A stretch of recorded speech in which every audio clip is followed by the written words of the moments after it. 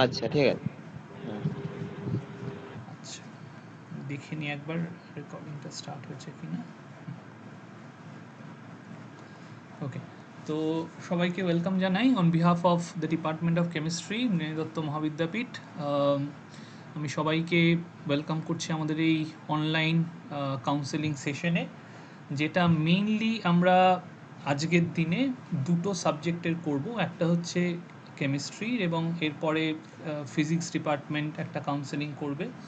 তো সমস্ত স্টুডেন্টদেরকে আমরা রিকোয়েস্ট করব যে যারা যারা কেমিস্ট্রিতে আছো পরে ফিজিক্সেরটাও অ্যাটেন্ড করো। তো আমাদের এখানে কয়েকটা মূল উদ্দেশ্য আছে এই কাউন্সেলিংগুলো করা। সেটা হচ্ছে আমরা দেখছি সব দিক থেকেই যে আজকের দিনে বেসিক সায়েন্স বা জেনারেল সায়েন্স, সেটা ফিজিক্স, কেমিস্ট্রি, ম্যাথামেটিক্স বা বায়োসায়েন্সের কোনো ডিসিপ্লিন, এগুলোতে স্টুডেন্টের ওরিয়েন্টেশন বা তাদের ন্যাক কমে যাচ্ছে দিনে দিনে, এবং যার ফলে জেনারেল ডিগ্রিতে স্টুডেন্টের সংখ্যা ড্রাস্টিক্যালি ফল করছে। সে সব কলেজের ক্ষেত্রে ইউনিফর্মলি মোরাললেস তাই হচ্ছে। তো এমত অবস্থায় আমরা এই কাউন্সেলিংগুলো করি যাতে স্টুডেন্টদের বেসিক সায়েন্সের দিকে আমরা কিছুটা হলেও তাদের অ্যাটেনশন ড্র করতে পারি, তাদের বোঝাতে পারি যে আজকের দিনে দাঁড়িয়ে বেসিক সায়েন্স পড়ে তার কাছে কী কী কেরিয়ার অপশানস খোলা থাকবে, তার কাছে এই বেসিক সায়েন্স নিয়ে পড়ে সে কী কী ধরনের চাকরি পেতে পারে, কী কী ধরনের কম্পিটিটিভ এক্সাম দিতে পারে। ঠিক আছে? তো শুধুই যে আমি সায়েন্স নিয়ে পড়ে আজকে যদি ডাক্তার না হতে পারি বা আমি একজন ইঞ্জিনিয়ার না হতে পারি তাহলে আমার জন্য সব রাস্তা বন্ধ হয়ে যাচ্ছে, তা নয়।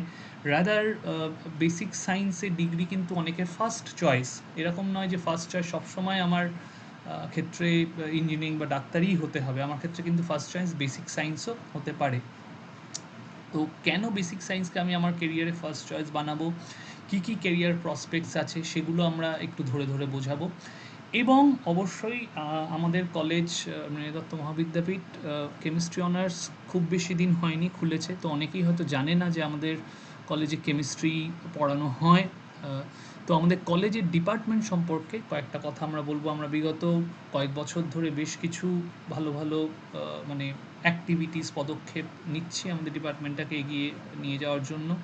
তো আমরা চাই সবাই জানুক এখানে কেমিস্ট্রি পড়ানো হয় এবং কী কী আমরা রাউন্ড দ্য ইয়ার কী কী অ্যাক্টিভিটিস করি, স্টুডেন্ট সেন্ট্রিক অ্যাক্টিভিটি, আমাদের এখানকার ফ্যাকাল্টিরা কী কী ধরনের কাজের সঙ্গে ইনভলভ, যাতে তারাও তাদের বন্ধুদের মধ্যে এই কথাটা কী বলবো স্প্রেড করতে পারে, কনভে করতে পারে যে আমাদের এখানে কেমিস্ট্রি পড়ানো হয়।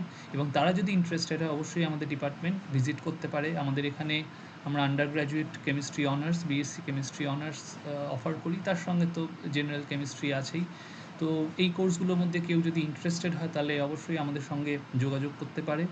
তো এই ছোট্ট ইন্ট্রোডাকশনটা দেওয়ার পর আমি আমাদের বেসিক ডিপার্টমেন্ট সম্পর্কে কয়েকটা কথা বলবো। আমি স্ক্রিনটা শেয়ার করি।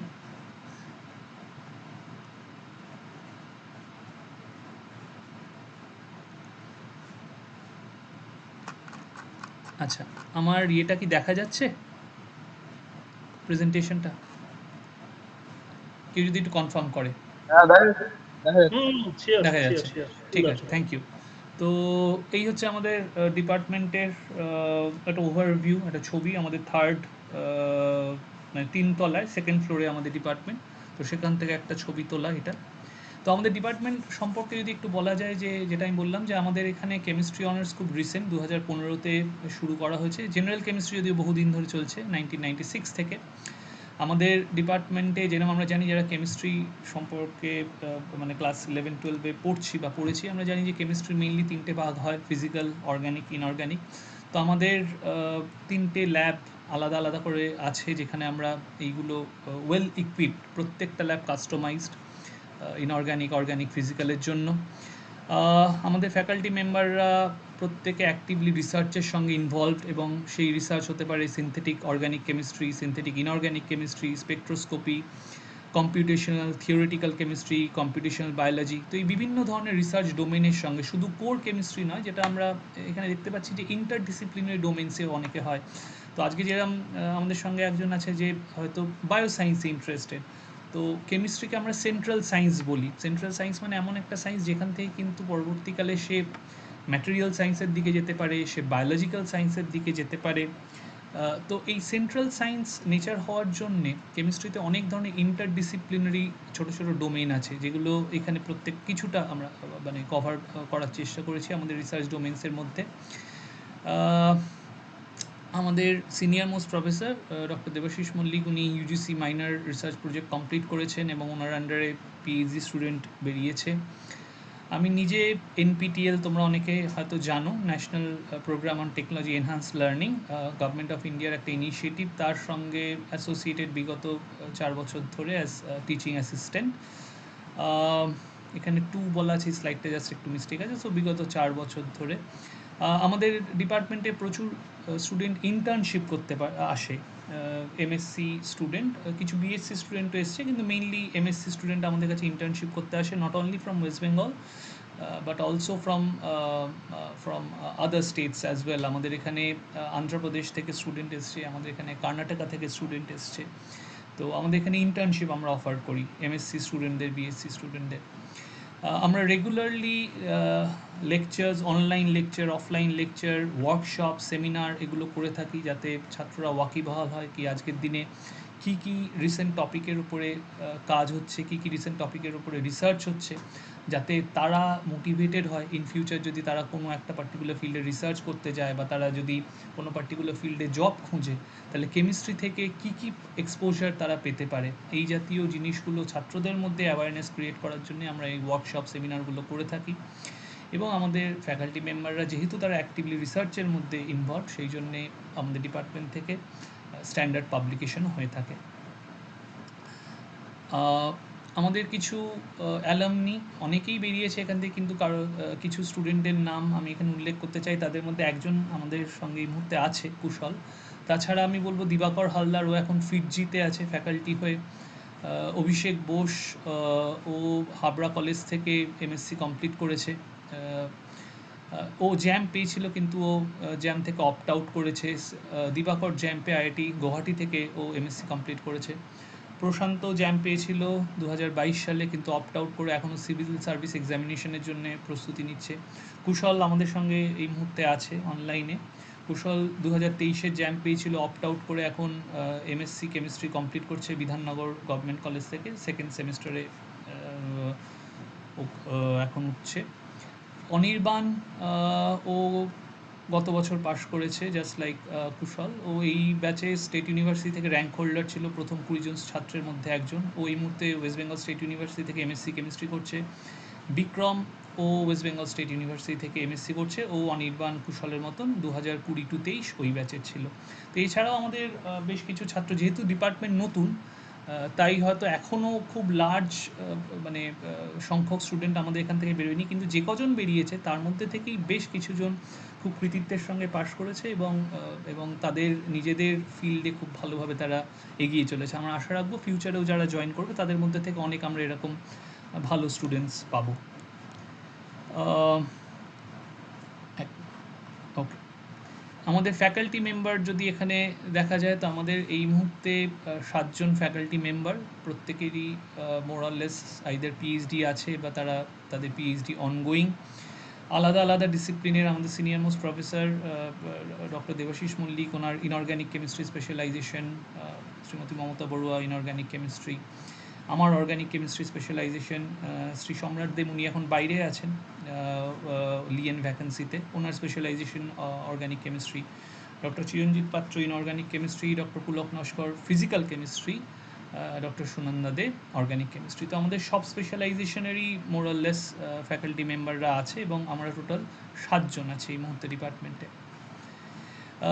যেহেতু আমরা এই কাউন্সেলিং সেশনটা অফলাইন করতে পারছি না, আমরা অনলাইন করছি, সেই জন্যে আমরা ছাত্রদের জন্য একটা ভার্চুয়াল ট্যুর প্রতিবার অর্গানাইজ, মানে একটা ভার্চুয়াল ট্যুর টাইপের দেখানোর চেষ্টা করি স্লাইডে।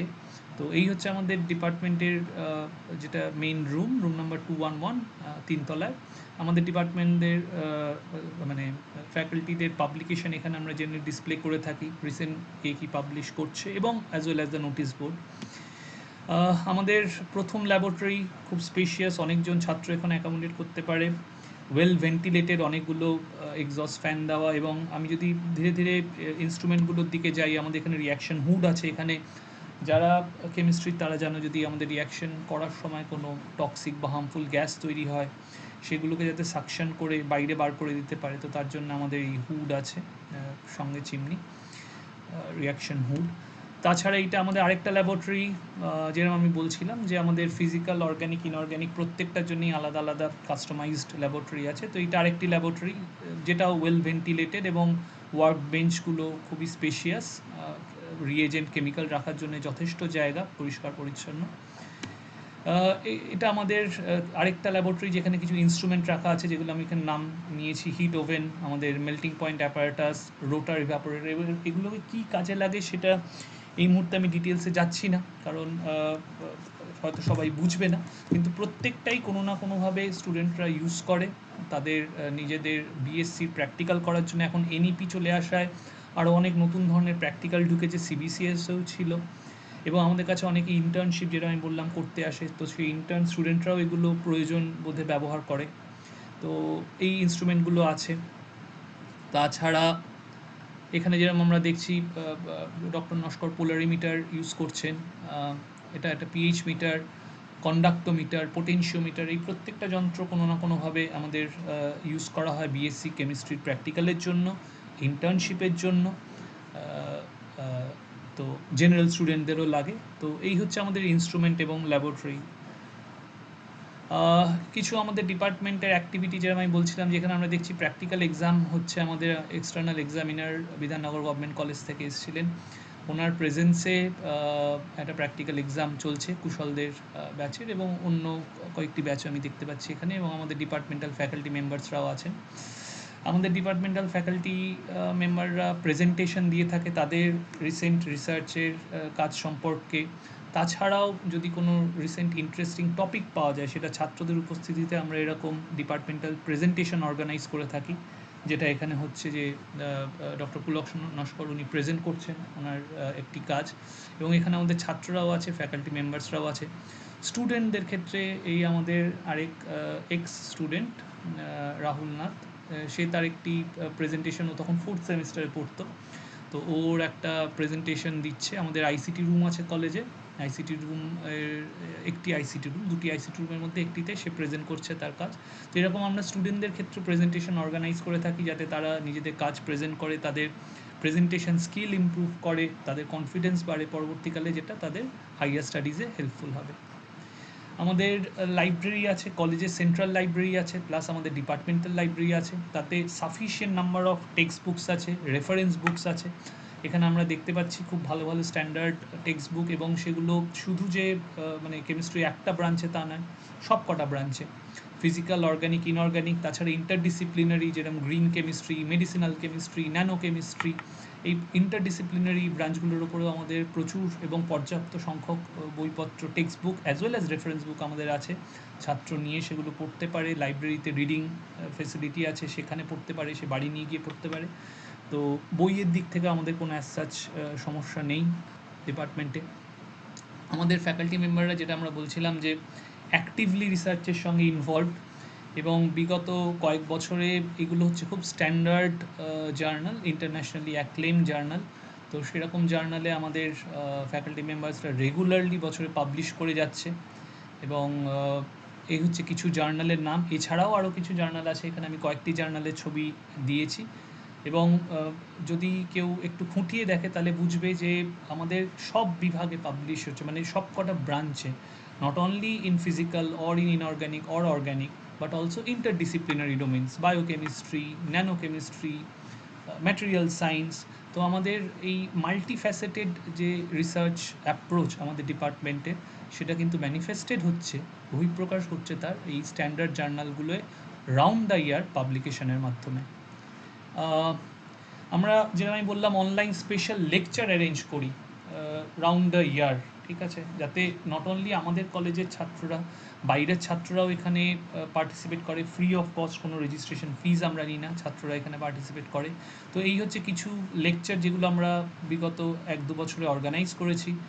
প্রেসিডেন্সি ইউনিভার্সিটি থেকে প্রফেসররা টক দিয়েছেন, অ্যাডামাস ইউনিভার্সিটি থেকে প্রফেসর আমরা ইনভাইট করেছি, ক্যালকাটা ইউনিভার্সিটি থেকে ইনভাইট করেছি, সেন্ট জেভিয়ার্স কলেজ অটোনোমাস থেকে আমরা ইনভাইট করেছি।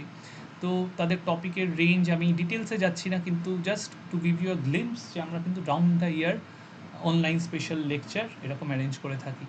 সেটা ছাড়া আমরা ওয়ার্কশপ অর্গানাইজ করি, যেখানে বাইরের কলেজের, ইউনিভার্সিটি, রিসার্চ ইনস্টিটিউটের স্টুডেন্ট এবং ফ্যাকাল্টি মেম্বাররা সবাই পার্টিসিপেট করে। এবং এরকম ইন্টারডিসিপ্লিনারি টপিক যেরকম 2023 আমরা করেছিলাম ICMCB introduction to competition methods in chemistry and biology, April মাসে 2 দিন ধরে হয়েছিল।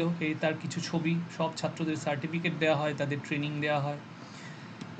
তারপরে আবার আমরা ওই বছরই, অর্থাৎ গত বছরই জুন মাসে আমরা ফ্রন্টিয়ার্স ইন কেমিক্যাল সায়েন্স নামের আমরা একটা সেমিনার করি, যেখানে doctor Koyena Ghosh Presidency University থেকে আমরা ওনাকে ইনভাইট করি, উনি রিসোর্স পার্সন ছিলেন।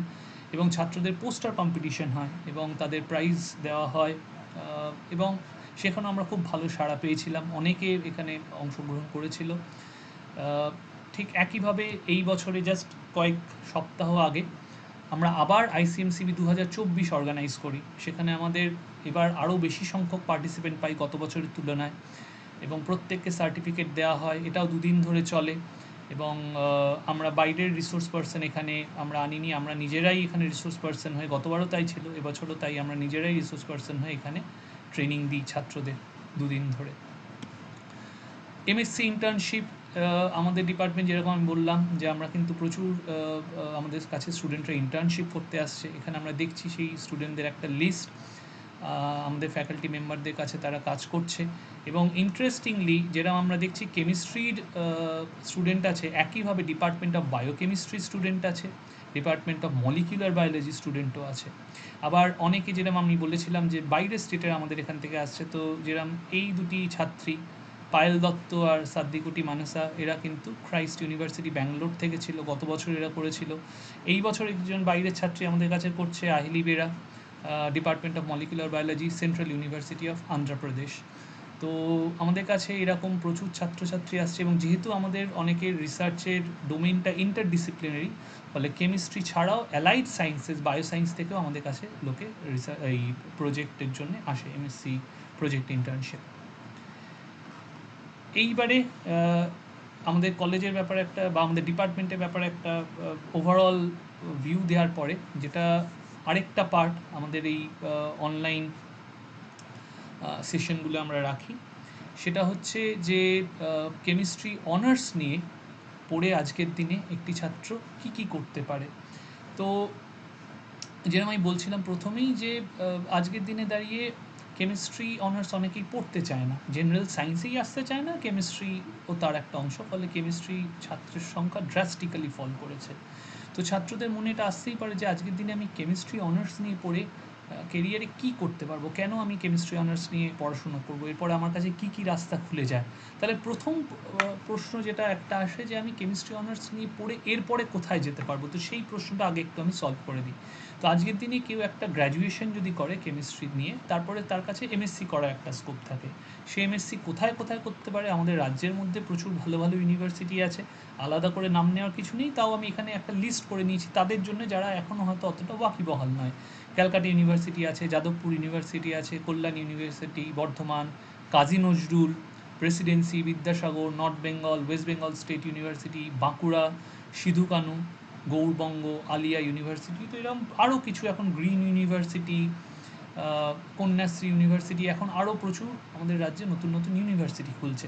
তো ফলে কেউ যদি গ্র্যাজুয়েশন করে তারপরে MScতে তার মানে সে সুযোগ পাবে না, সেটা হওয়ার সম্ভাবনা খুব কম, কারণ এতগুলো সংখ্যক ইউনিভার্সিটি খুলে গেছে। আগে ছিল খুব ভালো রেজাল্ট করলে সে, মানে খুব ভালো মানে একটা স্ট্যান্ডার্ড রেজাল্ট করলে তবেই হয়তো সে MScতে পাবে, একটু কম রেজাল্ট হয়ে গেলে হয়তো MScতে সুযোগ নাও পেতে পারতো, কিন্তু আজকের দিনে সেই মানে সেই জিনিসটা নেই আর, কারণ এতগুলো অল্টারনেটিভ বেরিয়ে গেছে, ফলে ইউনিভার্সিটির অভাব নেই, সে কোথাও না কোথাও, এবং প্রত্যেকটাই ভালো ইউনিভার্সিটি, সে অবশ্যই সুযোগ পাবে।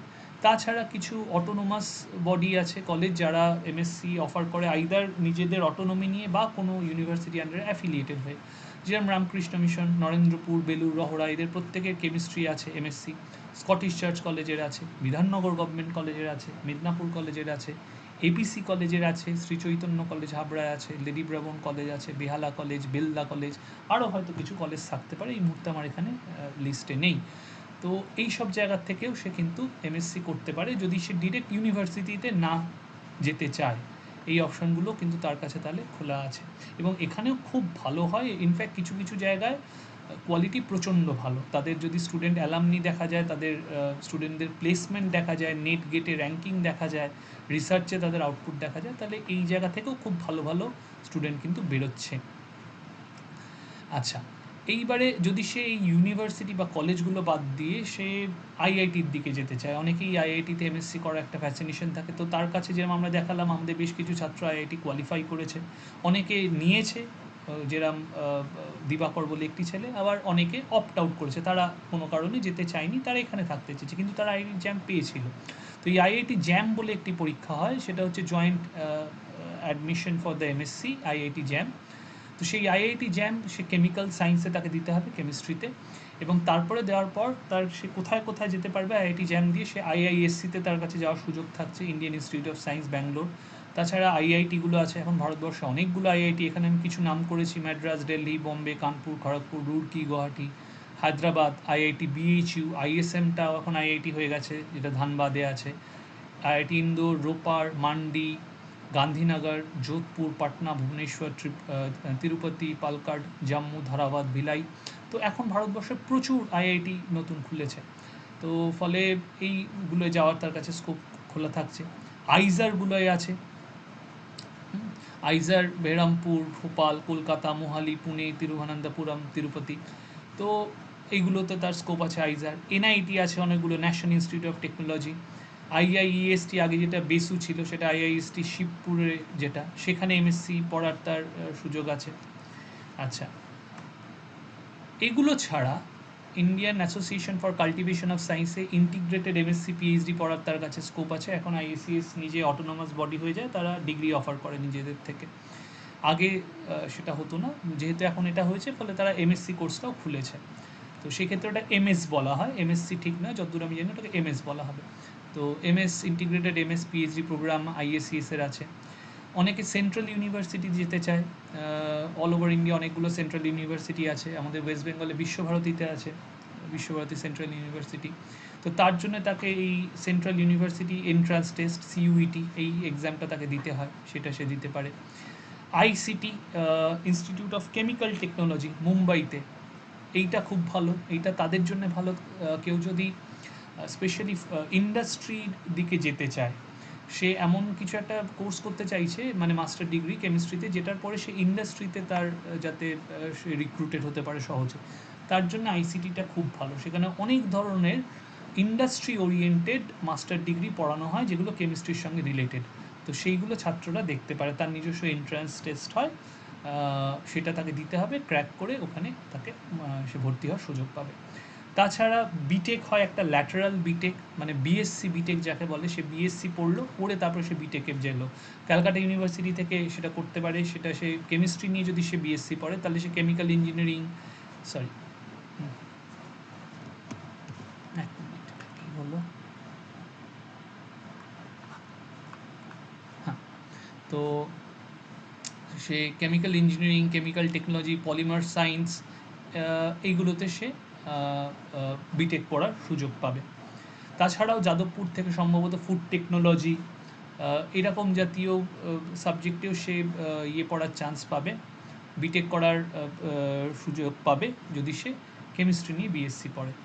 তাছাড়া কেমিস্ট্রি, যেটা আমি বলছিলাম, যেহেতু একটা সেন্ট্রাল সায়েন্স, তাহলে কেমিস্ট্রি অনার্স নিয়ে কেউ যদি পড়ে, সেখান থেকে সে এমএসসি করতে পারবে বায়োকেমিস্ট্রিতে, মলিকুলার বায়োলজিতে, এনভায়রনমেন্টাল সায়েন্সে, অ্যাটমসফিয়ার সায়েন্সে, ন্যানো টেকনোলজিতে, ফরেন্সিক সায়েন্সে, মলিকুলার মেডিসিনে, বায়ো ইনফরমেটিক্সে, এবং অন্যান্য অনেক ডিসিপ্লিনে, অ্যালাইড ডিসিপ্লিনে সে করতে পারবে। অর্থাৎ কেউ যদি কেমিস্ট্রি নিয়ে পড়ে, যেহেতু কেমিস্ট্রিটা খুব ফান্ডামেন্টাল জায়গা, তাহলে সেইটা নিয়ে পড়ে সে কিন্তু পরে এই অ্যাপ্লাইড পার্টগুলো চলে যেতে পারবে, যেখানে বায়োসায়েন্সে এই নলেজগুলোকে সে অ্যাপ্লাই করতে পারবে। তো কেমিস্ট্রি নিয়ে বিএসসি পড়ে এইগুলোতে কিন্তু সে যেতে পারে তার মাস্টার ডিগ্রি করতে।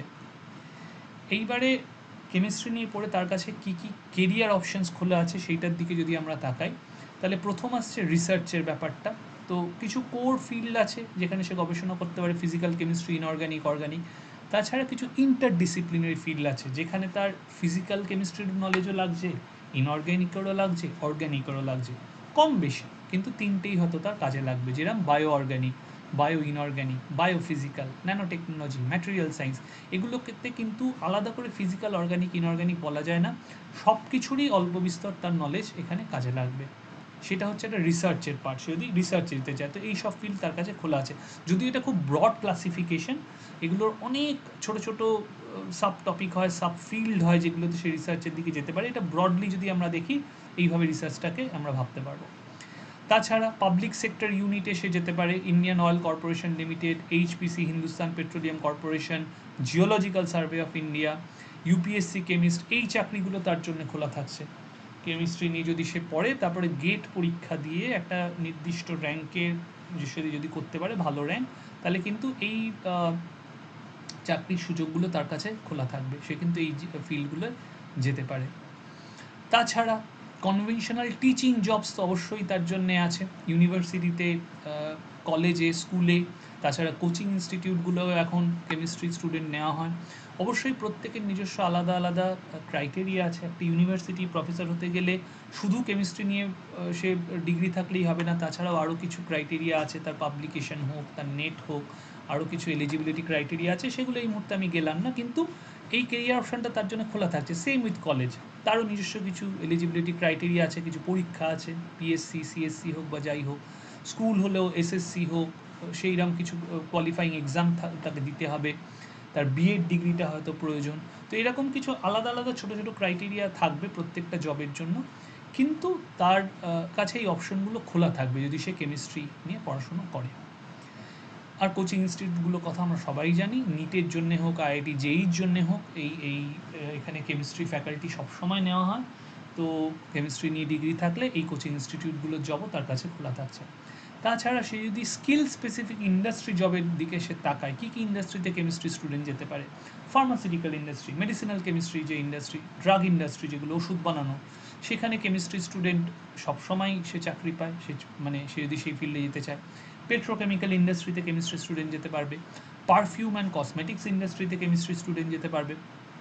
আচ্ছা, ইলেকট্রনিক্স প্রোডাক্ট ডেভেলপমেন্ট, আমরা জানি সেমিকন্ডাক্টর ডেভেলপমেন্টে যখনই সিলিকন বেসড ডিভাইস কেউ বানায়, সেখানে কেমিস্ট্রি স্টুডেন্ট নেওয়া হয়। ম্যাটেরিয়াল সায়েন্সের যার নলেজ আছে, সেখানে ফিজিক্সেরও স্টুডেন্ট লাগছে, তার কেমিস্ট্রি স্টুডেন্ট ওই সিনথেসিস পার্টগুলোয় হয়তো কাজে লাগে। আচ্ছা, পেইন্ট ইন্ডাস্ট্রিতে কেমিস্ট্রি স্টুডেন্ট যেতে পারে। ফুড অ্যান্ড ব্রেভারেজ ইন্ডাস্ট্রিতে কেমিস্ট্রি স্টুডেন্ট যেতে পারে। পলিউশন কন্ট্রোল বোর্ড, যদি কেউ কেমিস্ট্রি নিয়ে পড়ে, পরবর্তীকালে এনভায়রনমেন্টাল সায়েন্স নিয়ে পড়ে, সেই অ্যানালিটিক্যাল কেমিস্ট্রি নিয়ে পড়ে, এই অ্যানালিটিক্যাল কেমিস্ট্রি স্টুডেন্ট কিন্তু খুব সহজে এই পলিউশন কন্ট্রোল বোর্ডে এসে চাকরি পায়, যেখানে সে বিভিন্ন পলিউটেন্টের মাত্রা, সেটা এয়ারে হোক, সয়েলে হোক, ওয়াটারে হোক, সে মাপতে পারে, কোয়ান্টিফাই করতে পারে, তার সলিউশন সে বার করতে পারে, কীভাবে এই পলিউটেন্টগুলো সরানো যায় এনভায়রনমেন্ট থেকে।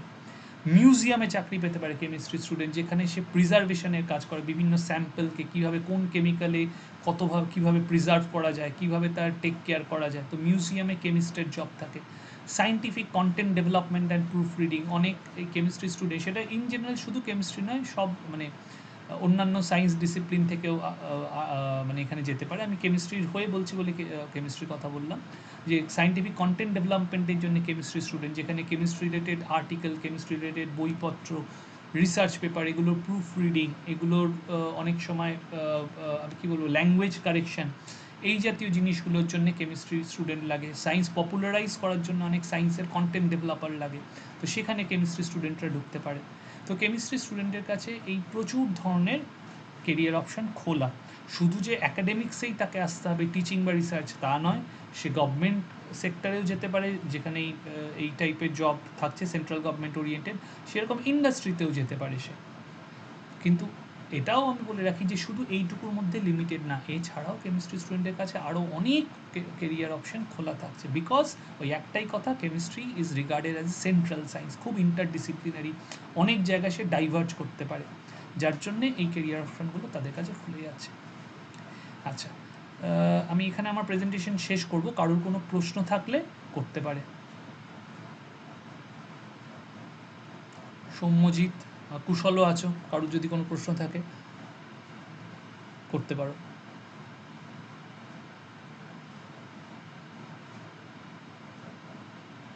আচ্ছা, তাহলে সেটা যদি না হয় তাহলে এবার আমি ডক্টর দেবাশিস মল্লিককে রিকোয়েস্ট করব যে আমাদের প্রোগ্রামের আরেকটা পার্ট যেটা ছিল যে আজকের দিনে কেউ যদি কেমিস্ট্রি নিয়ে ভর্তি হয় তাহলে সে এক মিনিট, হ্যাঁ, কেউ যদি কেমিস্ট্রি নিয়ে ভর্তি হয় তাহলে সেক্ষেত্রে এনইপিতে, যেহেতু এনইপি 2020 অলরেডি ইমপ্লিমেন্ট করে দিয়েছি ইউজিসি, তাহলে এনইপির আন্ডারে তার কী কী মডিউলস আছে, কী কী নিয়মকানুন, কী কী রুলস অ্যান্ড রেগুলেশনস আছে নতুন যেগুলো কোর্সের মধ্যে এসছে, সেগুলো যদি উনি একবার কাইন্ডলি একটু সহজ করে আমাদের সামনে তুলে ধরেন। ডিএম স্যার, আপনি কি আছেন? Yes sir, yes yes. Okay sir, আপনি কি প্রেজেন্ট করতে পারবেন না আমি এদিক থেকে? হ্যাঁ, পারবো আচ্ছা স্যার। আচ্ছা আচ্ছা, তাহলে আমি স্টপ করে দিচ্ছি। ওকে।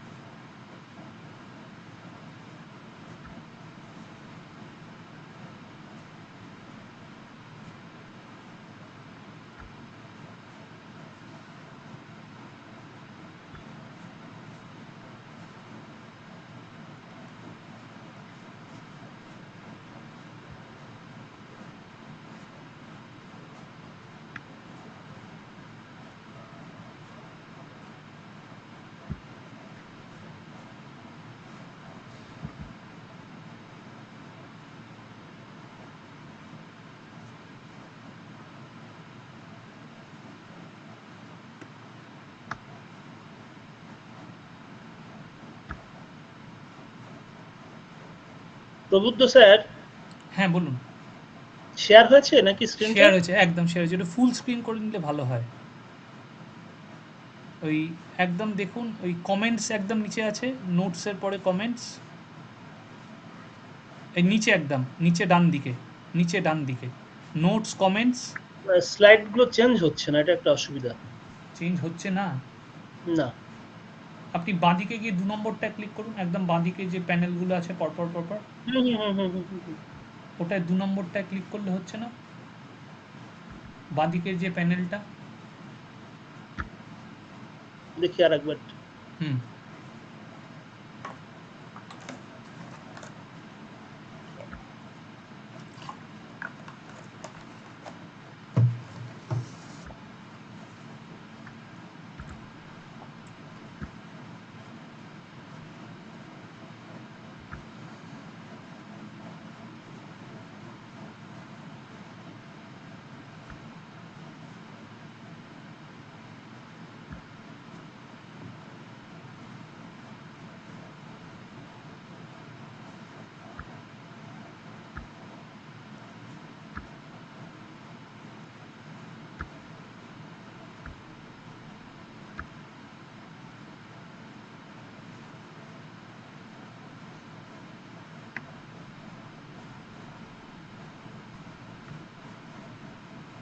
এটাকে আগে স্লাইড শো মোডে করে দিন। ওই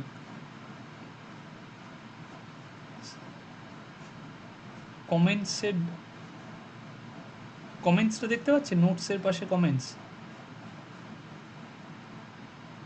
হ্যালো, হ্যাঁ, নোটসের পাশে যে কমেন্ট, তার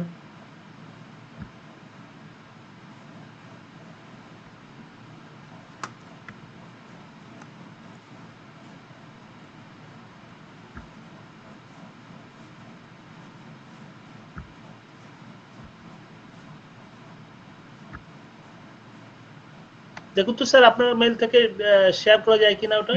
আপনি তাহলে স্টপ শেয়ার করে দিন, শেয়ারিং স্টপ করে দিন।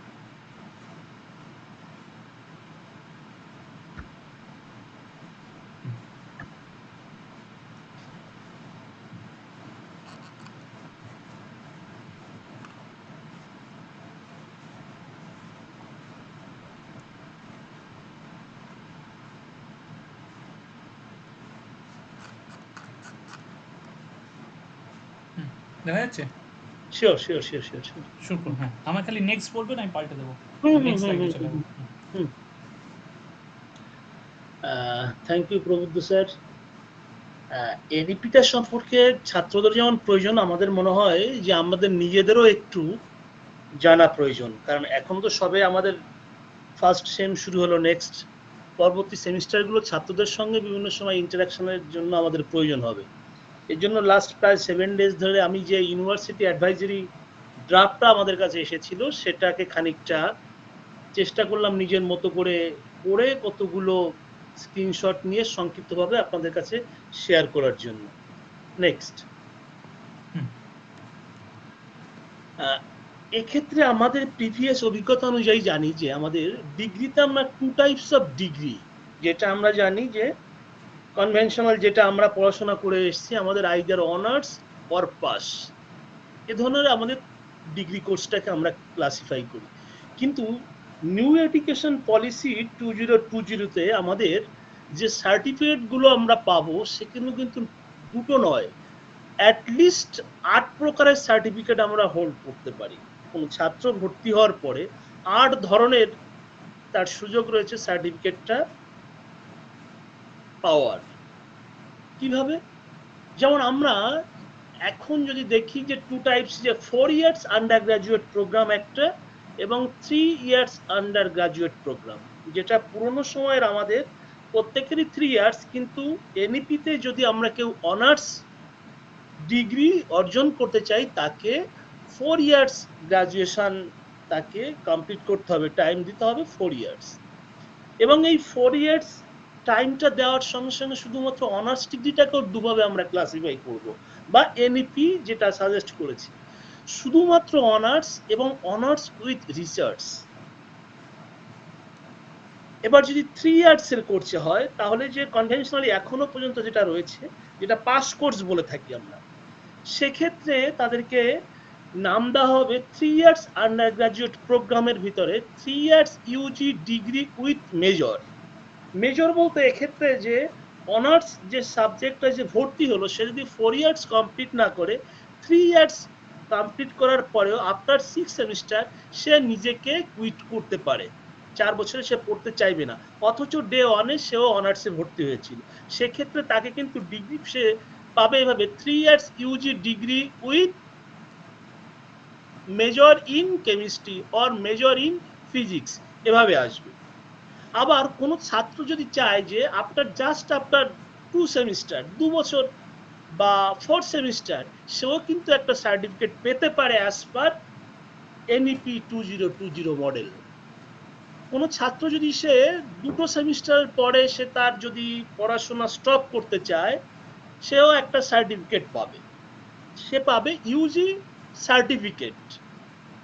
আবার যদি সে 2 বছর পড়াশোনার পরে সে যদি নিজেকে কুইট করে নেয় তখন সে পাবে ইউজি ডিপ্লোমা। এই ডিপ্লোমা এবং সার্টিফিকেটের প্রত্যেকটা নোমেনক্লেচারে কিন্তু আবার 2 টাইপস, ওর কোনো ক্ষেত্রে মেজর থাকবে, কোনো ক্ষেত্রে মাল্টি ডিসিপ্লিনারি ইউজি আসবে। অর্থাৎ সে যদি সিঙ্গেল মেজর না নিয়ে পড়ে, মেজর উইথ 2 মাইনর অর 3টাই যদি মেজর হিসেবে পড়ে মাল্টি ডিসিপ্লিনারি প্রোগ্রামে, এগুলো আমরা পরবর্তী সময় আরো একটু ডিটেইলস দেখব, স্ট্রাকচারাল প্যাটার্নটা যদি আমরা দেখতে পাই। প্রবুদ্ধ স্যার নেক্সট। সেখানে যাওয়ার আগে আমাদের আফটার এইচএস ছাত্রদের কি ধরনের মার্কস, মিনিমাম মার্কস অ্যাজ পার এনইপি কোনো একটা সাবজেক্টের অনার্স পেতে হলে কি ধরনের ক্রাইটেরিয়া এনইপি ডিমান্ড করছে, এবং এক্ষেত্রে আমাদের বিভিন্ন সময়ে আফটার এইচএস ছাত্ররা আমাদের কাছে এলে আমরা টিচাররাও কনফিউজড যে এক্স্যাক্টলি ইউনিভার্সিটি নর্মটা কি। যেমন এক্ষেত্রে 1, 2, 3 তিনটে ক্রাইটেরিয়াকে আমি আলাদা করে এখানে দেখিয়েছি কিভাবে যে কোনো একটা ছাত্র যদি অনার্স নিতে চায় সে কোনো একটা পার্টিকুলার সাবজেক্ট সে কিভাবে তাকে ক্রাইটেরিয়া ফুলফিল করতে হতে পারে। A minimum of 50% marks in the aggregate, অর্থাৎ ওভারঅল সে যদি অ্যাটলিস্ট তাকে 50% মার্কস পেতে হবে, এবং যে সাবজেক্টে অনার্স পেতে চাইবে সেই সাবজেক্টে তাকে 45% মার্কস সাবজেক্ট অর রিলেটেড সাবজেক্টে পেতে হবে। এক্ষেত্রে এনইপি কতগুলো সাবজেক্ট এবং রিলেটেড সাবজেক্ট মেনশন করেছে, পরবর্তী সময়ে লিস্ট আমরা দেখতে পাবো। আবার সে এগ্রিগেটে 50% পেল না কোনো এক ছাত্র, কিন্তু পার্টিকুলার কোনো একটা সাবজেক্টে সে 55 মার্কস পেয়েছে, তখন কিন্তু সে ওভারঅল যদি 50% মার্কস নাও পায় সেও কিন্তু অনার্স পেতে পারবে। কোন ক্লজ নাম্বার 2, কারণ সাবজেক্টে যেহেতু সে 55% মার্কস পেয়েছে। আবার criteria 3, 50% marks in the aggregate when the candidate has not studied in the subject, অর্থাৎ 12 সে যে সাবজেক্টটা পড়েনি সেই সাবজেক্টে যদি অনার্স পেতে চায় তখন কিন্তু তাকে ওভারঅল তাকে 50% মার্কস পেতেই হবে। এগুলোই এনইপি 2020 মডেলের মিনিমাম ক্রাইটেরিয়া বেঁধে দিয়েছে। তারপরও ইনস্টিটিউট তার নিজের মতো করে তার ডিমান্ড অনুযায়ী হয়তো সে কাট অফ মার্কসটাকে বাড়িয়ে দিতে পারে, কিন্তু এটা ইউনিভার্সিটির ইন জেনারেল রুল, আমাদেরকে প্রত্যেককেই মাথায় নিতে হবে। নেক্সট, এবার আমরা লাস্ট প্রিভিয়াস স্লাইডে দেখলাম একটা শব্দ যেটা পেলাম, রিলেটেড সাবজেক্ট। এটা কিন্তু ভীষণভাবে গুরুত্বপূর্ণ, অর্থাৎ হায়ার সেকেন্ডারি পাস করার পরে ছাত্ররা অনেক সময় বুঝতে পারে না বা হয়তো ইউনিভার্সিটি রেজিস্ট্রেশনে গিয়ে আটকে যাবে যে আমি কোন সাবজেক্টে অনার্স পাবো বা পড়তে পারি। মূলত আর্টসের ক্ষেত্রে খুব একটা অসুবিধা হয় না, কিন্তু আমাদের সায়েন্সের টিচারদেরও এটা জানা উচিত বা ছাত্রদেরকেও কিন্তু এই নিয়মটা ফলো করতে হবে, আদারওয়াইজ সে কিন্তু ইউনিভার্সিটির নর্মসে গিয়ে আটকে যাবে, তার রেজিস্ট্রেশনটা হবে না, এবং তখন 3 মাস 4 মাস পরে তখন তাকে ফোর্সফুলি তাকে হয়তো সাবজেক্ট চেঞ্জ করতে হবে। কেমন, যদি কোনো ছাত্র ম্যাথমেটিক্স নিয়ে পড়তে চায় তাকে 11-12 ম্যাথমেটিক্স ম্যান্ডেটরি পড়তেই হবে। কেমিস্ট্রি যেমন যদি কেউ পড়তে চায় তাকে কিন্তু কেমিস্ট্রি এবং ম্যাথমেটিক্স হায়ার সেকেন্ডারিতে পড়তে হবে এবং পাস করতে হবে। মজার বিষয়, এখনকার সময়ে কিন্তু হায়ার সেকেন্ডারিতে অনেক সময় যে ম্যাথমেটিক্সে ফেল সে কিন্তু এইচএস পাস করে যাবে, বা ইভেন কেমিস্ট্রিতেও যদি সে ফেল করে থাকে তখন সে এইচএস পাস করে যাবে, তখন তাকে ওটাকে তার ফোর্থ সাবজেক্ট হিসেবে কনসিডার করছে, যেটা একটা সময় হয়তো বিফোর 10 ইয়ার্স এই কনসেপ্ট ছিল না। তখন ফিজিক্স বা কেমিস্ট্রিতে সায়েন্সের ছাত্রকে অবশ্যই পাস করতে হবে, হয় তাকে বায়োলজি বা ম্যাথমেটিক্স কোনো একটা সাবজেক্ট ফেল করলে তখন সেটা ফোর্থ সাবজেক্ট হিসেবে কনসিডার করত এবং সে এইচএস পাস করতো। কিন্তু এখন ম্যান্ডেটরি ওভাবে কোনো জায়গা নেই, ইভেন ফিজিক্সে ফেল করলেও সে ছাত্র হায়ার সেকেন্ডারি পাস করে যেতে পারে। কিন্তু পরবর্তী সময়ে সে এইচএস পাস করলো, কিন্তু যদি কলেজ লেভেলে এসে কিন্তু অনার্স কোর্সে পড়তে চাইলে কিন্তু তখন তাকে একটা অসুবিধা ফেস করতে হবে, অর্থাৎ ফিজিক্স পড়তে গেলে তাকে ফিজিক্স এবং ম্যাথমেটিক্স হায়ার সেকেন্ডারিতে পড়তেই হবে এবং পাস করতে হবে, শুধু পড়লে হবে না, পাসও করতে হবে, আদারওয়াইজ সে কিন্তু কলেজে অনার্স বিষয়ের সে অ্যাপ্লাই করতে পারবে না। কোনো কারণে হয়তো আপাত দৃষ্টিতে কোথাও তার স্ক্রিনিং এ ধরা পড়লো না, সে কিন্তু ইউনিভার্সিটির যদি এটা আইডেন্টিফাই করতে পারে ছাত্রের কিন্তু ইউনিভার্সিটির আন্ডারে রেজিস্ট্রেশনটা হবে না। অর্থাৎ এই জিনিসগুলো আমাদের মাথায় নিতে হবে। এখানে হয়তো আমি 1 2 3 4 আপ টু 18 এর বাইরে আরো কতগুলো লিস্ট রয়েছে, সেগুলো মূলত আর্টস সেন্ট্রিক, তাই এখানে আর সেটা আলোচনার বিষয় আমি রাখিনি। নেক্সট, এটা খুব মজার জায়গা, এটা আমাদের প্রত্যেককে একটু আলাদা করে দেখতে হবে। ইভেন কুশল, তোমারও এটা প্রয়োজন হবে, বা তোমার পেরিফেরিতে বন্ধু বান্ধব যারা নতুন এইচএস পাস করবে তাদের কিন্তু ভীষণভাবে এই চার্টটাকে আমাদের একটু ফলো করতে হবে। যেমন আমরা পুরনো কতগুলো দেখো টার্ম, সেমিস্টার, এটা আমি মূলত 4 ইয়ার্স অনার্সের জন্য টেবিলটাকে এখানে যেটা ডিসপ্লে করা হয়েছে সেটা মাথায় নিয়ে 4 years honours course, not honours with research, সেটা পরবর্তী স্লাইডে দেখিয়েছি এবং কোথায় পার্থক্য সেটা আমরা আলোচনা করব। এক্ষেত্রে সেমিস্টার 1 2 3 4 5 6 7 8 4 ইয়ার্স কোর্স, মেজর হিসেবে আমরা একটা কলাম রেখেছি minor, MDC, AEC, SC, VSC, internship, total credit. এই টোটাল ক্রেডিটটা নিয়ে এখন দুশ্চিন্তার কোনো কারণ নেই, কারণ আমরা ইন টার্মস অফ মার্কসে যদি দেখি ক্রেডিট তার নিয়ম অনুযায়ী ইউনিভার্সিটি তার ক্যালকুলেশন করে নেবে, পরবর্তী ক্ষেত্রে আমরা বুঝতে পারবো। আমরা যেটা মেজর এখানে রাখি, অর্থাৎ পুরনো কনসেপ্ট অনুযায়ী যেটা আমাদের ধারণা রয়েছে, আমাদের সময় বা আমাদের পরবর্তী সময়ে বা আমাদেরও আগের সময়ে যারা অনেক আজ থেকে হয়তো 20 বছর বা 25 বছর আগে পাস করেছে অনার্স সিস্টেমটা, সেখানে এই মেজর সাবজেক্টটাকে আমরা ধরে নিতে পারি অনার্স ইকুইভ্যালেন্ট, এবং মাইনর যেটা অনার্সের পাশাপাশি দুটো পাস সাবজেক্ট পড়া হতো সেটাকে এখানে আমরা নোমেনক্লেচার হিসেবে যদি ধরে নেই সেগুলোকে মাইনর বলা হচ্ছে। তাহলে বাকিগুলো কি? এমডিসি, এইসি, এসিসি, ভিএসসি এগুলো আমাদের বর্তমান সময়ের চাহিদা অনুযায়ী মূল মেজর এবং মাইনরের সঙ্গে কতগুলো অক্সিলারি জায়গাগুলো আমাদেরকে নতুন এনইপি মডেলে দেখে নিতে হচ্ছে। এমডিসি, যার পুরো নাম মাল্টি ডিসিপ্লিনারি কোর্স, এবং এটা ম্যান্ডেটারি, ছাত্রকে পড়তে হবে। সে যদি অনার্স কোর্সেও ভর্তি হয় বা মাল্টি ডিসিপ্লিনারি কোর্সেও ভর্তি হয়, প্রত্যেককে এমডিসি পড়তে হবে। এবং এমডিসি এটা একটা 50 মার্কসের, যেটা রয়েছে আমাদের 3 ক্রেডিট এখানে। এবং সবচেয়ে মজার বিষয়, এমডিসি টোটালটাই কিন্তু যে কোনো প্রতিষ্ঠান তার ইন্টারনাল ব্যাপার। এক্ষেত্রে ইউনিভার্সিটি করে কখনো আলাদা কোনো কোশ্চেন পত্র করবে না, হয়তো বিওএস একটা গাইডলাইন দিয়ে দেবে। এবং মজার বিষয়, তাহলে এমডিসি এটাও একটা সাবজেক্ট, কোন ধরনের সাবজেক্ট সে পড়বে, অর্থাৎ ছাত্র যে সাবজেক্টটা সে হায়ার শ্রেণীতে কখনো পড়েনি, ইভেন কলেজে আসার পরে মেজর বা মাইনর হিসেবে সাবজেক্টগুলো যেগুলো নেয়নি, তার বাইরে তাকে এমডিসি সাবজেক্টটা পছন্দ হিসেবে নিতে হবে। যে ইনস্টিটিউট তার যেভাবে তাকে প্রোভাইড করবে, ইনস্টিটিউটের পরিকাঠামো অনুযায়ী সেভাবে তাকে চুজ করতে পারে। ধরে নেওয়া যাক আমাদের কেমিস্ট্রি যদি আমরা ধরে নিই, কেমিস্ট্রি কোনো ছাত্র যদি মেজর নিয়ে পড়ে, সে হয়তো তার মাইনর হিসেবে ফিজিক্স এবং ম্যাথমেটিক্স রাখবে, তাহলে তাকে এমডিসি কি পড়তে হবে?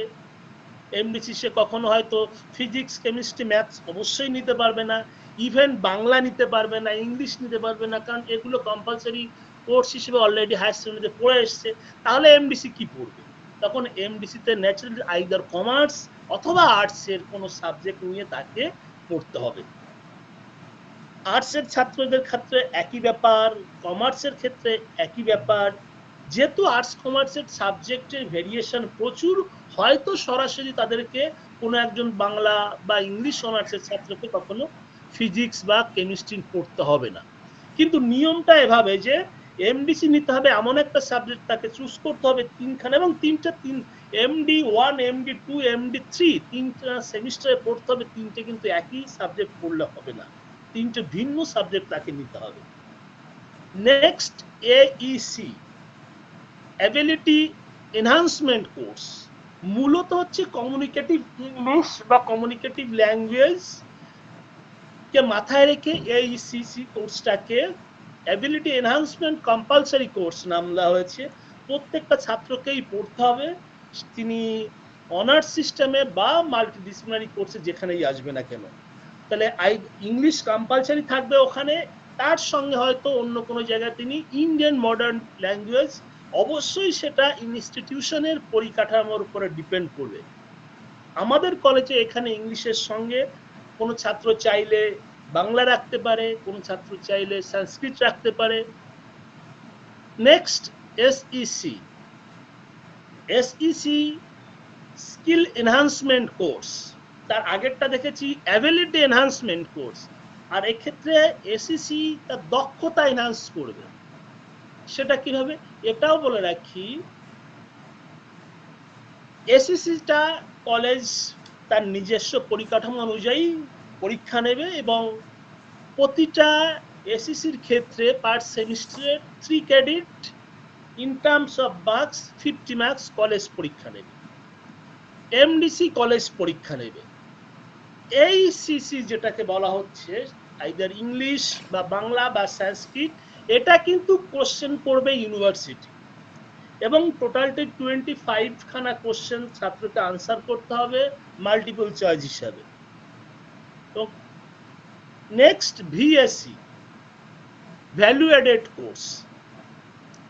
ভ্যালু অ্যাডেড কোর্সটাও কিন্তু এক্ষেত্রে যেটা টোটালটাই কলেজের পরে ডিপেন্ড করবে। ভ্যালু অ্যাডেড কোর্সের পরে কোশ্চেন করবে ইউনিভার্সিটি, মাল্টিপল চয়েস কোশ্চেন হবে, অন্য সেন্টারে গিয়ে পরীক্ষা দিতে হবে। টোটালটাই কলেজ ক্লাস নেবে কিন্তু পরীক্ষা নেবে ইউনিভার্সিটি। এক্ষেত্রে ভিএসসি ইউনিভার্সিটি কতগুলো সাবজেক্ট অলরেডি বেঁধে দিয়েছে, পরবর্তী স্লাইডে আমরা সেগুলো দেখব। যেমন সেমিস্টার 1 ক্ষেত্রে এনভায়রনমেন্টাল সায়েন্স ম্যান্ডেটরি প্রতিটা কলেজের জন্য। নেক্সট, ইন্টার্নশিপ, সেটা ফার্স্ট সেমিস্টারে থাকবে না, সেকেন্ড সেমিস্টারে থাকবে কোনো ছাত্র যদি 1 বছর পরে সে চায় যে আমি আর কোর্স কন্টিনিউ করব না, তখন তাকে ম্যান্ডেটারিলি তখন এক্সিট পয়েন্টে যদি আমরা দেখি উইথ সার্টিফিকেট কোর্সে তিনি যে সার্টিফিকেটটা পাবেন, তাকে ফার্স্ট সেমিস্টার এবং সেকেন্ড সেমিস্টারে টোটাল 54 ক্রেডিট কমপ্লিট করতে হবে, অ্যালং উইথ তাকে ইন্টার্নশিপ অবশ্যই কমপ্লিট করতে হবে। ইন্টার্নশিপের কি গাইডলাইন পরবর্তী স্লাইডে আমরা আলোচনায় দেখব কিভাবে কি ইউনিভার্সিটি আমাদেরকে প্রেসক্রাইব করেছে। একইভাবে first, second, third, fourth, fifth, sixth যেটা চললো। নেক্সট আমরা দেখি অনার্স উইথ রিসার্চ, যেটা যদি আমরা লক্ষ্য করি 4 ইয়ার্স, এক্ষেত্রে 4 ইয়ার্স উইদাউট রিসার্চ আর উইথ রিসার্চ পার্থক্যটা কোথায়? সেমিস্টার 1, 2, 3, 4, 5, 6 একই সেমিস্টার, একইভাবে চলতে হবে। এবং কোন ছাত্র অনার্স উইথ রিসার্চ আর কোন ছাত্র অনার্স উইদাউট রিসার্চ টোটালটাই ডিপেন্ড করবে ছাত্রের প্রিভিয়াস 6খানা সেমিস্টারের রেজাল্টের পরে, first, second, third, fourth, fifth, sixth. সে যদি 3 বছর পড়াশোনা করে সে তার একাডেমিক স্কোরটা অ্যাটলিস্ট 75% স্কোর হোল্ড করে, তবেই সে অনার্স উইথ রিসার্চ ডিগ্রির জন্য সে অ্যাপ্লিকেবল হবে, সে নিজেকে উপযুক্তভাবে রাখতে পারবে। কিন্তু বিলো 75% মার্কস হলে সে কখনো সিম্পল সে অনার্স ডিগ্রি পাবে, 4 ইয়ার্স অনার্স ডিগ্রি, কিন্তু কখনো honours with research course say avail করতে পারবে না। এবং তাহলে অনার্স এবং উইদাউট অনার্স এর পার্থক্যটা কোথায়? যদি আমরা দেখি সেমিস্টার 8, সেমিস্টার 7 পর্যন্ত কম্পালসারি সমস্ত জায়গায়, উইদাউট রিসার্চ এবং উইথ রিসার্চ একই নিয়ম। সে যদি 3 বছর অনার্স কোর্সে ভর্তি হলো, 3 বছর পরে পড়াশোনা ছেড়ে দেয়, এক্সিট করে যায়, তাকে একইভাবে। মজার বিষয় এখানে ইউনিভার্সিটি যেটা প্রেসক্রাইব করেছে আপনারা লক্ষ্য করলে দেখবেন সেমিস্টার 2, সেমিস্টার 4 এবং সেমিস্টার 6 তিনটে জায়গায় ইন্টার্নশিপের জায়গায় রেখেছে। কিন্তু ছাত্রকে কখনো তার হোল একাডেমিক লাইনে অর্থাৎ ইয়ারে 3 ইয়ার্সে 3টা ইন্টার্নশিপ করতে হবে না, সে একবারই করবে। ছাত্র চাইলে সেকেন্ড সেমিস্টারে করে নিতে পারে, ছাত্র চাইলে ফোর্থ সেমিস্টারে করে নিতে পারে, ছাত্র চাইলে 6 সেমিস্টারে করে নিতে পারে। তবে অবশ্যই তাকে উইদিন 3 ইয়ার্স তার ইন্টার্নশিপ কমপ্লিট করতে হবে, 4 ক্রেডিট ইন্টার্নশিপ উইদিন 6 ইয়ার।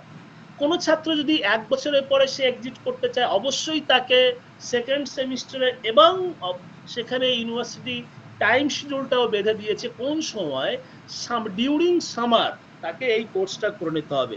কোর্স ডিউরেশন কত সেটাও ইউনিভার্সিটি গাইডলাইন বেঁধে দিয়েছে, কোন কিভাবে ইন্টার্নশিপ করবে পরবর্তী ধাপে ধাপে আমরা দেখব। তবে মজার বিষয় স্যার একবার প্রিভিয়াস স্লাইডে যান।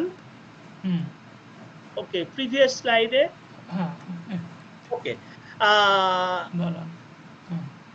ওকে, এটা দেখুন সেমিস্টার 8-এ যদি আমরা দেখি, এখানে দেখুন আপনারা প্রত্যেককে মেজর কলামে ওখানে 4খানা পেপার রয়েছে 5 ক্রেডিটে, এবং একটা 5 ক্রেডিট ইকুইভ্যালেন্ট টু কিন্তু এক্ষেত্রে 100 মার্কস, যার 50 মার্কস থিওরি, 50 মার্কস প্র্যাকটিক্যাল। প্রতিটা পেপারেই 50-50 করে থিওরি, 50 করে প্র্যাকটিক্যাল। মজার বিষয়, যদি যখনই কোনো ছাত্র সে রিসার্চে যাবে তখন তার 8 সেমিস্টারে গিয়ে সে 300 নাম্বার তাকে তার প্রজেক্ট ওয়ার্ক করতে হবে। অর্থাৎ সে 8 সেমিস্টারে গিয়ে থিওরি পেপার একটা পড়বে, বাকি 3টে পেপার তাকে পড়তে হবে না। সে তখন ওই জায়গায় তাকে তার রিসার্চ প্রজেক্টটা কমপ্লিট করবে। আর যে ছাত্র অনার্স উইথ রিসার্চ পেলেন না বা ছাত্র যিনি পেলেন না, তাকে এখানেই কিন্তু অ্যাডিশনাল অর্থাৎ একটা পেপার কম্পালসারি, বাকি 3টা থিওরিটিক্যাল পেপার পড়তে হবে। এইখানে হচ্ছে বেসিক পার্থক্য যে অনার্সের ছাত্রকে কোন ধরনের ক্রাইটেরিয়া।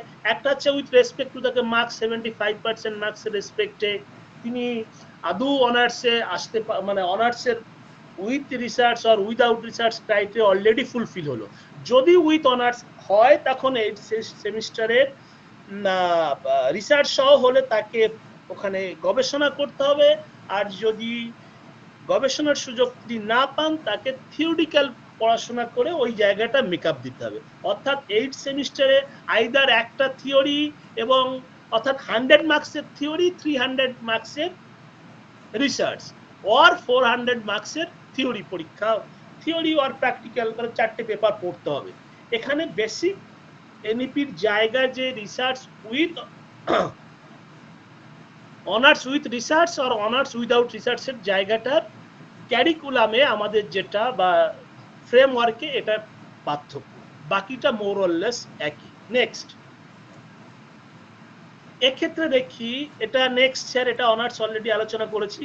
ওকে, আমরা যদি কোনো ছাত্র যদি অনার্স কোর্সে ভর্তি না হয়, অর্থাৎ ট্র্যাডিশনাল কোর্স যেটায় 3 ইয়ার্স গ্রাজুয়েশন, 5 গ্রাজুয়েট আমরা এখন বলে থাকি, কিন্তু এনইপি মডেলের নাম দিচ্ছে এখানে যে 3 years multidisciplinary UG programme, 3 year multidisciplinary UG programme. এক্ষেত্রে অনার্সের ক্ষেত্রে একটা সিঙ্গেল মেজর সাবজেক্টের পরে যেমন একটু বাড়তি ছাত্রকে পড়াশোনা করতে হতো, এক্ষেত্রে 3খানা সাবজেক্ট, অর্থাৎ 3টাই তিনি তাকে মেজর হিসেবে দেখতে পারেন বা ইকুয়াল স্ট্রেস দিতে হবে। আর অনার্সের ক্ষেত্রে আমরা দেখলাম একটা মেজর, বাকি দুটো তিনি পাস কোর্স হিসেবে বা মাইনর কোর্স হিসেবে তুলনামূলকভাবে কম ক্রেডিটের ছিল। কিন্তু এক্ষেত্রে যে মাল্টিডিসিপ্লিনারি কোর্সে যে 3খানা মাদার কোর্স ইকুয়ালি ওয়েটেজ দিয়ে তাকে 6 বছরের বা 3 ইয়ার্স অর্থাৎ 6 সেমিস্টার পড়াশোনা করতে হবে। এবং ঠিক প্রিভিয়াস যেমন আমরা দেখলাম MDC, Aisi, SEC, VSC, internship as it is. কিন্তু হয়তো অনার্সের ক্ষেত্রে যেটা এমডিসি হয়তো আমরা দেখলাম ফার্স্ট, সেকেন্ড, থার্ড সেমিস্টারে করে নিতে হতো 3খানা এমডিসি, কিন্তু যারা মাল্টিডিসিপ্লিনারি কোর্সে ভর্তি হবে তাদের এমডিসি সময়টা 4, 5, 6 সেমিস্টারে গিয়ে তারা এখানে শুরু করবে। বা এসইসি ডিউরেশনটাও তাদের টাইম ডিউরেশনটা অর্থাৎ পরবর্তী সেমিস্টারগুলোতে পিছিয়ে যাবে। Otherwise more or less pattern একই। নেক্সট, এখানে কোর্সগুলোকে আমরা একটু ডিটেলসে আলোচনা করেছি যে মেজর বা মাইনর ডিসিপ্লিন যে নোমেনক্লেচার দেখলাম, সেখানে ইউনিভার্সিটি একটু ডিটেলসে বলেছে মেজরটা কাকে, যে কোনো একটা পার্টিকুলার ডিসিপ্লিন, এখানে ডিসিপ্লিন মিন্স একটা সাবজেক্ট, মেজর ডিসিপ্লিন হিসেবে কেমিস্ট্রি নিতে পারে, মেজর যে কেমিস্ট্রি যার মেজর থাকবে কেমিস্ট্রি বিষয়ে একটু বাড়তি পড়াশোনা করবে, সঙ্গে যে ফিজিক্স এবং ম্যাথস যদি মাইনর থাকে তুলনামূলকভাবে একটু কম পড়াশোনা করতে হবে সাবজেক্টে, কিন্তু তার গুরুত্ব কোনো অংশেই কম নয়। বলা হচ্ছে minor discipline helps student to gain a broader understanding beyond the major discipline. Major ডিসিপ্লিনে অবভিয়াসলি তার ভাস্ট নলেজ থাকবে, অ্যালং উইথ মাইনরও অনেকটা তার সেই একই ধরনের নলেজ, তুলনামূলকভাবে একটু কম পড়াশোনা করলেও চলবে। তেমনি মাল্টিডিসিপ্লিনারি কোর্স যে কথাটা আমি বলেছিলাম, students are not allowed to choose or repeat course already studied at the higher secondary level and those chosen as major or minor subject. Major মাইনরে যেটা পড়েছে সেটা নেওয়া যাবে না, এবং হায়ার সেকেন্ডারিতে যে সাবজেক্টগুলো পড়াশোনা করেছে এমডিসি হিসেবে সেটা পড়তে পারবে না। Next, ability enhancement course obviously আগে আলোচনা করেছি, টোটালটাই ল্যাঙ্গুয়েজ বেসড, কমিউনিকেটিভ ইংলিশটাকে বা কমিউনিকেশনের স্কিলটাকে বাড়িয়ে তোলার জন্য ছাত্রদের এনইপিতে এক্ষেত্রে অ্যাবিলিটি এনহান্সমেন্ট কোর্সের একটা জায়গা রেখেছি। Next set, skill enhancement course already আলোচনা করেছি যে ছাত্রকে তার হ্যান্ডস অন ট্রেনিং হতে পারে, সফট স্কিল, এরপরে তার আলাদা দক্ষতা তৈরি করার জন্য এনইপিতে একটা স্কিল এনহান্সমেন্ট কোর্স রেখেছে। যদিও আমাদের পুরনো কারিকুলামের ভিতরেই এসইসিটা তখনও ছিল, কিন্তু ভ্যালু অ্যাডিশন কোর্স বা ভ্যালু অ্যাডেড কোর্স যাই বলি না কেন, এটা কিন্তু এই এনইপি মডেলে নতুন অ্যাড হলো। ভ্যালু অ্যাডিশন কোর্সে আমরা দেখলাম যে ইউনিভার্সিটি এক্ষেত্রে আমাদের প্রেসক্রাইব করেছে 3টে: environmental studies, cyber security, yoga meditation. এক্ষেত্রে ভিএসসি 1 এনভায়রনমেন্টাল সায়েন্স বা স্টাডিজ এবং সাইবার সিকিউরিটি টোটালটাই থিওরিটিক্যাল পেপার, কিন্তু যোগার ক্ষেত্রে একটা থিওরিটিক্যাল পোর্শন এবং তার একটা প্র্যাকটিক্যাল পোর্শন থাকবে, এবং মার্কস ডিস্ট্রিবিউশনও সেভাবে আলাদা করে ইউনিভার্সিটি প্রেসক্রাইব করেছে। ভ্যালুয়েটেড কোর্সের ক্ষেত্রে টোটাল ইউনিভার্সিটি পরীক্ষা করবে, মানে কোশ্চেনপত্র পাঠিয়ে দেবে, মাল্টিপল চয়েসে কোশ্চেন হবে, সেটাও ইউনিভার্সিটির গাইডলাইনে বলে দেওয়া আছে। এন্ট্রান্সশিপ কিভাবে করবে, ফাইনাল ইয়ার রিসার্চ প্রজেক্ট কিভাবে করবে, ইউনিভার্সিটি কতগুলো গাইডলাইন। ইন্টার্নশিপের ক্ষেত্রে কিন্তু ছাত্র কখনোই তার নিজের প্রতিষ্ঠানে ইন্টার্নশিপ করতে পারবে না, পরিষ্কারভাবে বলে দিয়েছে, তাকে অন্য কোনো প্রতিষ্ঠানে যেতে হবে, অথবা কলেজ যদি কোনো মেকানিজম দাঁড় করায় এর জন্য, সেটা ভিন্ন কথা। কিন্তু ইন জেনারেল কিন্তু কলেজ ছাত্রকে বাইরে কোথাও যেতে হবে, সেখানে সে কোনো কোম্পানির চাকরিতে হোক বা ওয়ার্ক এক্সপিরিয়েন্স হোক বা কোনো রিসার্চ ল্যাব হোক না কেন, নিজের প্রতিষ্ঠানে হতে পারবে না। কিন্তু যদি দেখি রিসার্চ প্রজেক্ট কিন্তু বা ডিজার্টেশন যেটা, এটা কিন্তু নিজের ইনস্টিটিউশনেই ছাত্রদের সুযোগ পাবে, যেটা অনার্স উইথ রিসার্চের ক্ষেত্রে ওই প্রজেক্ট কিন্তু ছাত্র তার নিজের প্রতিষ্ঠানে করবে। কিন্তু ইন জেনারেল যে ইন্টার্নশিপের কথা বলা হচ্ছে 4 ক্রেডিটের ক্ষেত্রে, সেটা কিন্তু তার ছাত্রকে কখনো তার নিজের প্রতিষ্ঠানে নয়, বা এক্ষেত্রে যদি কলেজ কোনো মৌ স্বাক্ষরিত করে কোনো কোম্পানির সঙ্গে বা হ্যান্ডস অন ট্রেনিং দিতে চায়, তিনি কলেজ প্রেমিসেসে আসতে পারেন, অ্যাভেল করতে পারেন, কিন্তু তার সার্টিফিকেট দেওয়ার অথরিটি কখনো কলেজ থাকবে না, অন্য কোনো সংস্থাকে সার্টিফাই করতে হবে ছাত্রকে। স্যার নেক্সট, মার্কস ডিস্ট্রিবিউশন, যেটা অলরেডি একটু আপনাদের সঙ্গে শেয়ার করেছিলাম, যে পার পেপারে 5 ক্রেডিট যদি আমরা দেখে থাকি, যে আমাদের মেজর এবং মাইনর পার পেপারগুলোকে 5 ক্রেডিট, সেখানে 3 ক্রেডিট থিওরি, 2 ক্রেডিট প্র্যাকটিক্যাল। প্র্যাকটিক্যালে টোটাল থিওরি মার্কস থাকবে 50, প্র্যাকটিক্যালে 50। এই প্র্যাকটিক্যালের যে 50 মার্কসটা, এটাকে আবার দুটো ভাগে ভাগ করা হচ্ছে। একটা বলা হচ্ছে কন্টিনিউয়াস ইভ্যালুয়েশন বা ইন্টারনাল, যেটা টোটালটাই ইনস্টিটিউশনের হাতে থাকবে। বাকি যে 25 মার্কস প্র্যাকটিক্যালের, এটা এন্ড সেমিস্টার হিসেবে ধরা হচ্ছে।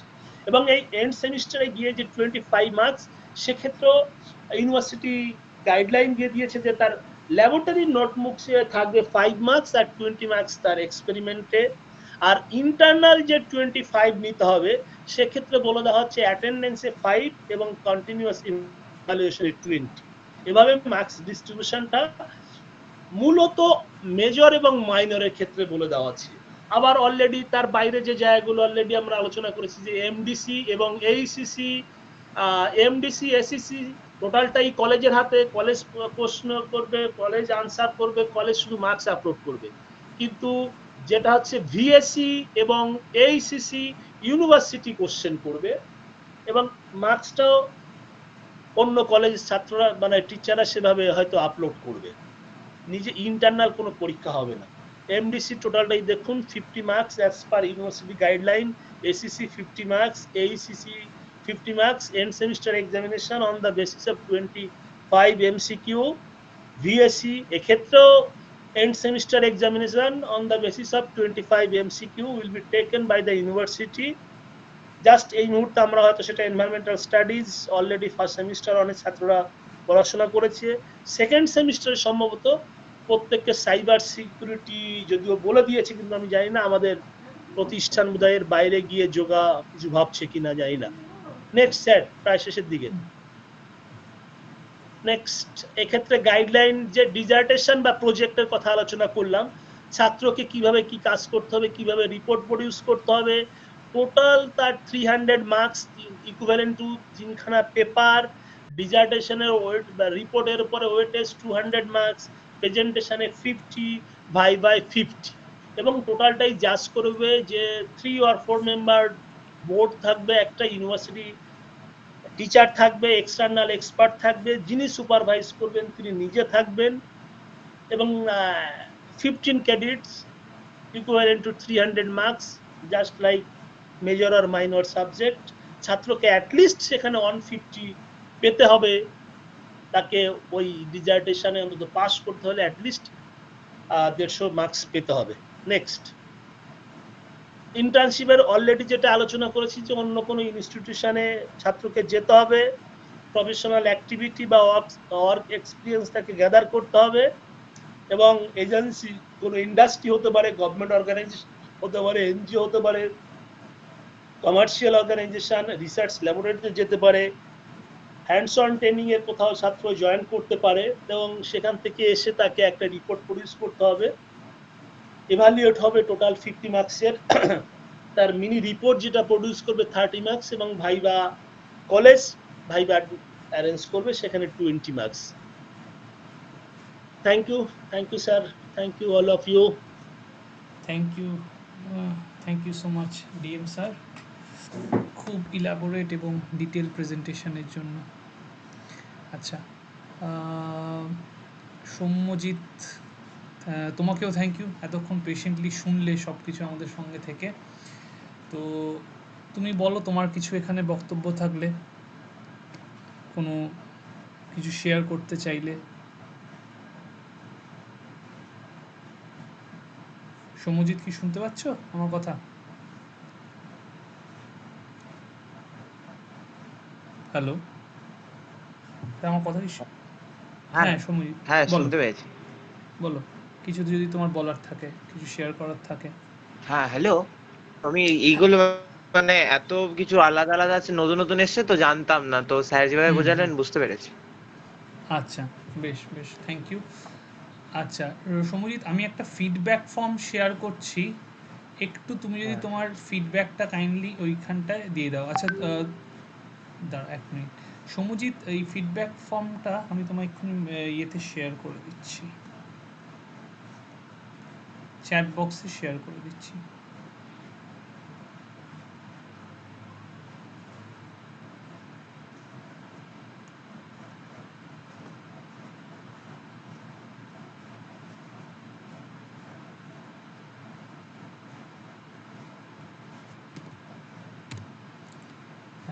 তুমি একটু তোমার ফিডব্যাকটা এখানে পাঠিয়ে দিও। আর দেখো, তোমার যদি ইন্টারেস্ট হয় কেমিস্ট্রি ব্যাপারে, তোমার হাই সেকেন্ডারি ক্ষেত্রে কি অঙ্ক ছিল ক্লাস 12-এ? হ্যাঁ, অঙ্ক ছিল। অঙ্ক ছিল, ওকে, তাহলে তুমি কেমিস্ট্রির জন্য এলিজিবল। ঠিক আছে, তুমি দেখো। আর এই যে ইয়েটা আমাদের এই গোটা প্রোগ্রামটা একটা রেকর্ডিং আমি আপলোড করে দেবো, সেটা হয়তো আমি শায়নের থ্রুতে পাঠিয়ে দেবো, একটু দেখো আর তোমার ঠিক বন্ধুদের আছে। মধ্যে একটু সার্কুলেট করে দিও। হুম। হুম, ঠিক আছে, তাহলে আমরা শেষ করছি। থ্যাংক ইউ সবাইকে। আচ্ছা সমীর, তুমি লিভ নিতে পারো, আমরা একটু আমাদের ডিপার্টমেন্টাল কিছু আলোচনা আছে, আমরা তাহলে করে নিই। ঠিক আছে, থ্যাংক ইউ সমজিৎ।